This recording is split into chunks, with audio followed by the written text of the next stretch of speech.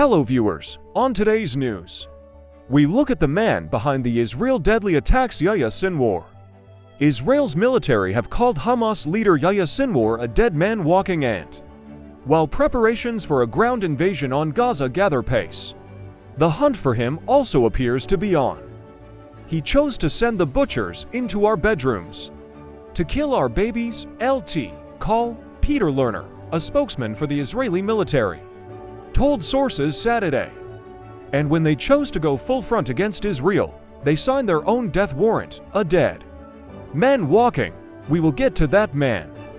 Sinwar, who is in charge of the day-to-day governance in Gaza, is believed to be hiding in the labyrinth of tunnels used by Hamas militants in Gaza to conceal weapons, fighters, and hostages, Israeli officials have said. But he had been a wanted man long before Hamas militants launched a coordinated terrorist attack on kibbutz sim music festivals and city streets on October 7th. Born in a Gaza refugee camp in the early 1960s, Sinwar joined Hamas after it was founded in 1987, gaining a reputation for brutality after he reportedly helped to form the militant group's internal security force, according to a profile of him by European Council on Foreign Relations, a think tank. He was captured by Israel just 2 years later and sentenced to life imprisonment for his role in killing Israeli troops and Palestinian collaborators. But being behind bars did not stop him from rising through the ranks of the group, and it also gave him the opportunity to learn to speak Hebrew. Sinwar was released in 2011, one of more than 1,000 Palestinian freed in exchange for one Israeli soldier, Gilad Shalit, who was taken hostage by Hamas and held for 5 years at the time. Emotions were mixed over the lopsided exchange, which allowed other violent prisoners to walk free.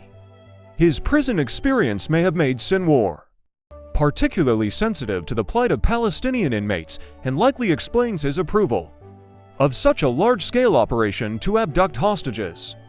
According to Michael Horowitz, geopolitical and security analyst, the abduction of 2 Israeli soldiers, said Horowitz, the head of intelligence at Lebec International, adding that Sinwar has been promising to free prisoners ever since he was elected as the head of Hamas in Gaza in a secret ballot in 2017.